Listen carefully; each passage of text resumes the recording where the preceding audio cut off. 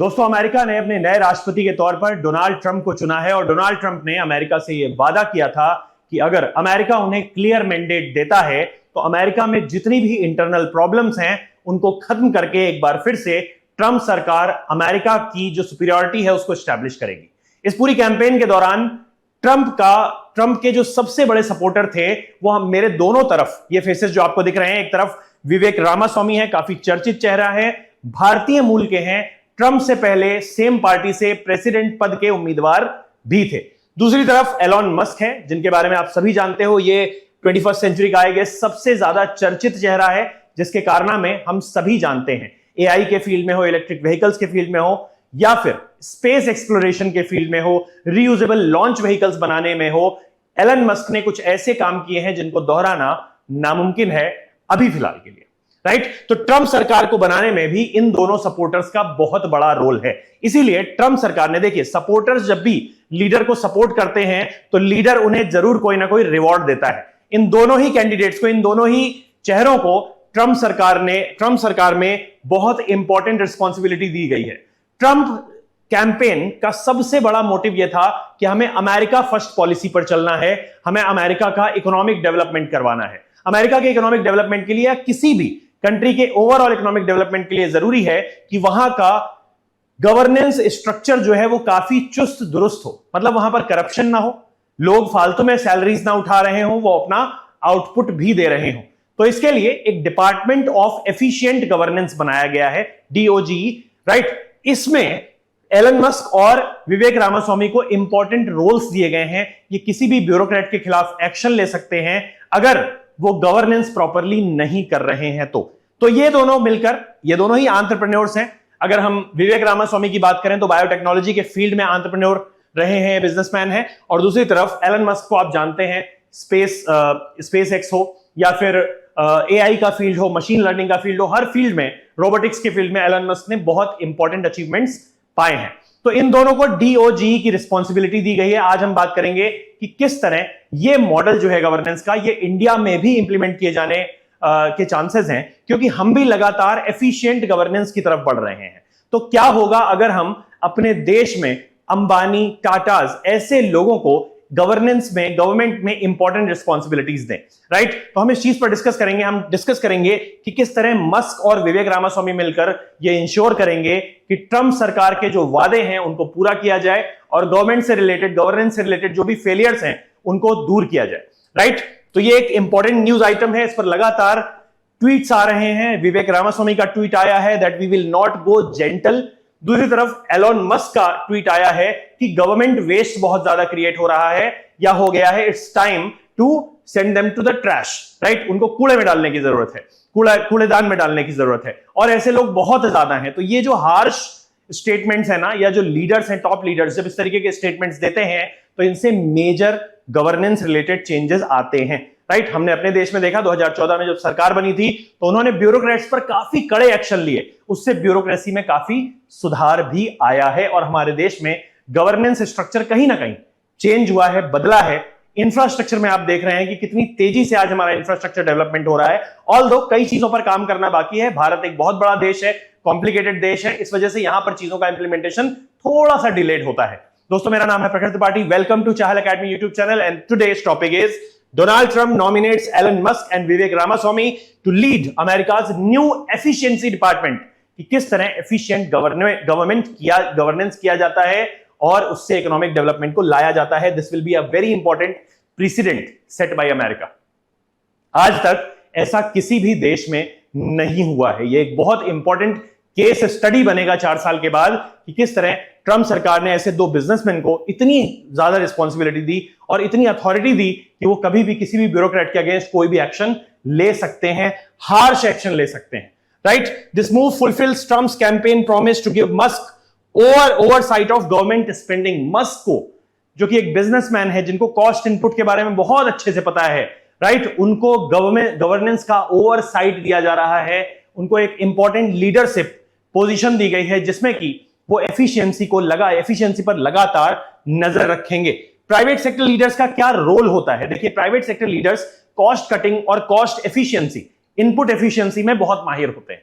उनको पता होता है कि हम कम से कम इनपुट डालकर कितना अच्छा आउटकम निकाल सकते हैं। तो हमें मेजर चेंजेस देखने को मिल सकते हैं। हमें देखने को मिल सकता है ज्यादा प्राइवेटाइजेशन, हमें देखने को मिल सकता है ज्यादा आउटसोर्सिंग, राइट। तो एफिशिएंसी मॉडल्स और कॉस्ट ऑप्टिमाइजेशन पर ये काम करेंगे। They will introduce lean management कि आप फंड्स की कमी के दौरान भी कॉस्ट को कंट्रोल करके भी किस तरह गवर्नेंस चला सकते हो। They will introduce innovation and technology integration into the governance. Manual interference को कम किया जाएगा और ज्यादा से ज्यादा डिजिटाइजेशन किया जाएगा गवर्नमेंट डिपार्टमेंट्स का। इससे काफी फायदा होगा। जो मैनुअल लेवल पर करप्शन होता है, इंसान के अंदर ग्रीड होती है, मशीन्स लालची नहीं होती हैं, मशीन्स के अंदर ग्रीड नहीं होती हैं। हमें यह भी देखने को मिल सकता है कि ज्यादा से ज्यादा रोबोट्स को गवर्नेंस सेटअप में लाया जाए, राइट। अकाउंटेबिलिटी और ट्रांसपेरेंसी को इंश्योर किया जाएगा। Private sector models of accountability can enhance transparency in government decisions, right, helping prevent waste and misuse of taxpayer money. देखिए, टैक्स पेयर जो पैसा पे करता है उसकी वो काफी रिस्पॉन्सिबली हैंडल करने वाला पैसा होता है, राइट। वो अपनी कमाई से थोड़ा पैसा गवर्नमेंट को दे रहा है, उसको चाहिए कि उसको बेस्ट ऑफ द फैसिलिटीज मिले, राइट। और वो अगर देश के विकास में कंट्रीब्यूट कर रहा है तो उसको भी वो विकास दिखना चाहिए, राइट। प्राइवेट सेक्टर प्लेयर्स जो हैं इसी चीज में गवर्नमेंट की मदद करेंगे, राइट। उसके अलावा पब्लिक प्राइवेट पार्टनरशिप बढ़ी हुई दिखेगी, क्योंकि ऑब्वियसली जब प्राइवेट इन्वॉल्वमेंट होगा तो इन्वेस्टमेंट भी ज्यादा होगा। एलोन मस्क भी हो सकता है कि अमेरिका की गवर्नेंस में, अमेरिका की गवर्नमेंट में इन्वेस्टमेंट करें। They will facilitate PPPs attracting investment and expertise to public projects. इससे अमेरिका में मतलब पहले कभी भी नहीं देखी गई ऐसी ग्रोथ हो सकती है, राइट। परफॉर्मेंस मैट्रिक्स और डेटा ड्रिवन डिसीजन मेकिंग होगी। मैट्रिक्स पे डिसीजन लिए जाएंगे, डेटा ड्रिवन डिसीजन मेकिंग होगी और उससे हम ज्यादा एफिशिएंसी के साथ ज्यादा टारगेटेड डिलीवरी कर सकते हैं किसी भी प्रोजेक्ट की, किसी भी इंफ्रास्ट्रक्चरल डेवलपमेंट की या किसी भी तरीके के डेवलपमेंट की। शिफ्ट होगा towards result oriented governance, outcome based governance, कि भाई आपने साल भर काम किया तो साल भर में आपने क्या आउटपुट दिया, राइट। अगर आपने आउटपुट नहीं दिया तो आपको क्यों ना निकाला जाए, क्यों ना आपके जितने भी पावर्स हैं, जितनी भी अथॉरिटी है, उसको छीन लिया जाए, right. There result driven approach encourages a focus on achieving concrete outcomes, aligning public sector projects with clear and measurable goals, right। Challenges क्या है? चैलेंजेस हैं बैलेंस करना, प्रॉफिट ड्रिवन मॉडल्स को बैलेंस करना और पब्लिक वेलफेयर को balance करना, right. जैसे हमारे देश में जो वेलफेयर है उसका बहुत बड़ा बजट होता है और दूसरी तरफ ऐसे प्रोजेक्ट्स होते हैं जिनसे प्रॉफिट मेकिंग करती है गवर्नमेंट। तो इन दोनों को हमें क्या करना है? इन दोनों को बैलेंस करने की बहुत ज्यादा जरूरत है। हमारे देश में कई सारी रिफाइनरीज ऐसी जगहों पर है जहां तेल के कुएं नहीं है, जो कोस्ट लाइन के पास नहीं है, मगर किस लिए बनाई गई है वो रिफाइनरीज? जैसे मथुरा रिफाइनरी है, वो किस लिए बनाई गई है? उस पर्टिकुलर जगह का, उस रीजन का डेवलपमेंट करने के लिए, राइट। तो हमें हमेशा गवर्नेंस में बहुत ज्यादा ध्यान देना होता है कि पब्लिक वेलफेयर और प्रॉफिट ड्रिवन मॉडल्स को बैलेंस आउट किया जाए। बट प्राइवेट सेक्टर का जो लीनियंसी रहता है वो ज्यादा रहता है प्रॉफिट मेकिंग में, कि किस तरह से प्रॉफिट मैक्सिमाइज किया जाए। उसमें कहीं ना कहीं जो वेलफेयर होता है वो थोड़ा थोड़ा छूट जाता है। इससे जो वल्नरेबल ग्रुप्स होते हैं वो हो सकता है और कमजोर होते चले जाएं और वेल्थ इनइक्वालिटी बढ़ती चली जाए, गैप बढ़ता चला जाए। साथ ही साथ पोटेंशियल कॉन्फ्लिक्ट ऑफ इंटरेस्ट हो सकते हैं गवर्नमेंट के बीच में और प्राइवेट सेक्टर के बीच में।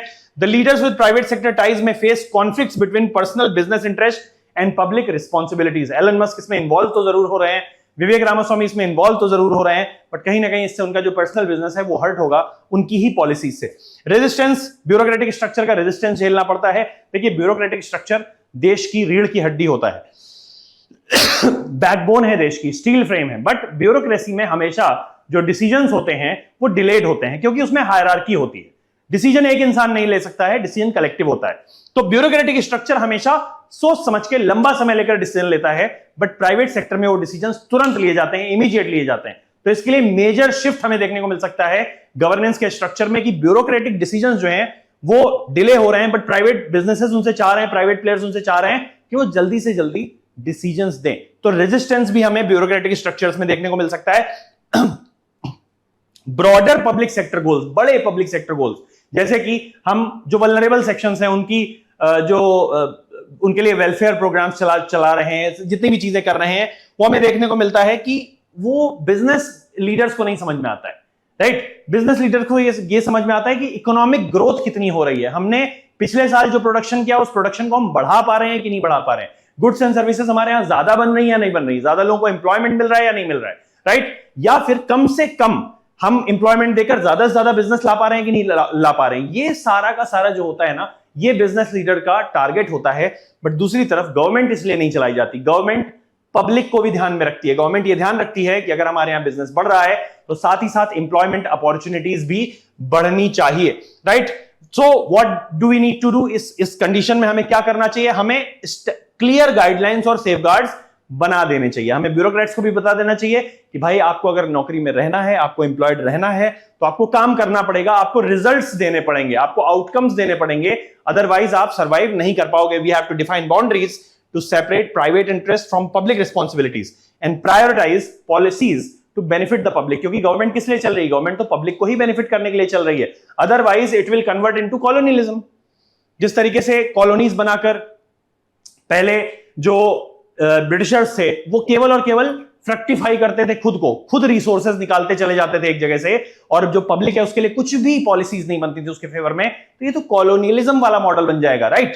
तो इसीलिए हमें किसको प्रायोरिटाइज करना है, पब्लिक पॉलिसीज को, जो पब्लिक रिस्पॉन्सिबिलिटीज है उनको फुलफिल करना है, पब्लिक प्राइवेट कोलैबोरेटिव मॉडल्स को प्रमोट करना है, जिससे कि गवर्नमेंट का जो इन्वेस्टमेंट हो ना, गवर्नमेंट की जो स्पेंडिंग हो वो कम से कम हो और गवर्नमेंट वेलफेयर प्रोग्राम्स में एक्सपेंडिचर कर पाए। दूसरी तरफ ट्रांसपेरेंसी और अकाउंटेबिलिटी मेंटेन करना, उसको इंश्योर करना बहुत ज्यादा जरूरी है। पब्लिक सेक्टर और प्राइवेट सेक्टर के बीच में जब दोनों साथ मिलकर गवर्नेंस करेंगे तो ट्रांसपेरेंसी और अकाउंटेबिलिटी मेंटेन करना बहुत ज्यादा जरूरी है, राइट।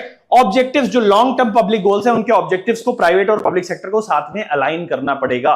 केवल प्रॉफिट मेकिंग ही ऑब्जेक्टिव नहीं होना चाहिए। लॉन्ग टर्म जो हम अचीव करना चाहते हैं, सोशल इंडिकेटर्स को बेटर करना चाहते हैं, पॉवर्टी को कम करना चाहते हैं, एम्प्लॉयमेंट देना चाहते हैं, हेल्थ केयर को सस्ता करना चाहते हैं, एजुकेशन को अफोर्डेबल बनाना चाहते हैं, इन चीजों पर भी ध्यान देना बहुत ज्यादा जरूरी है। साथ ही साथ कल्चरल एडेप्टेबिलिटी और ट्रेनिंग भी हमें करवानी पड़ेगी। Provide orientation for business leaders to understand public sector values.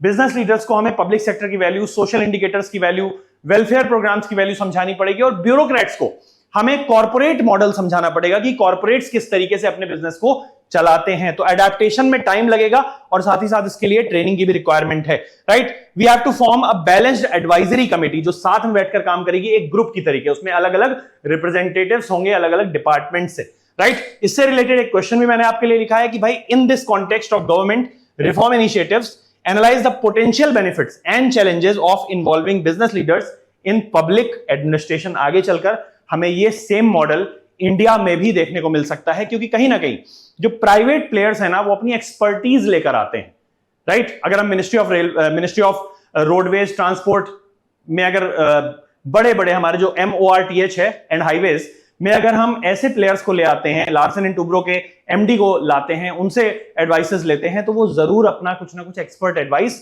Add करेंगे और उसका हमें बेटर गवर्नेंस फायदा मिलेगा उसका, राइट। तो प्राइवेट प्लेयर्स का क्या बेनिफिट्स और चैलेंजेस हैं, suggest a way forward to ensure that such reforms align with long term goals of governance and public welfare.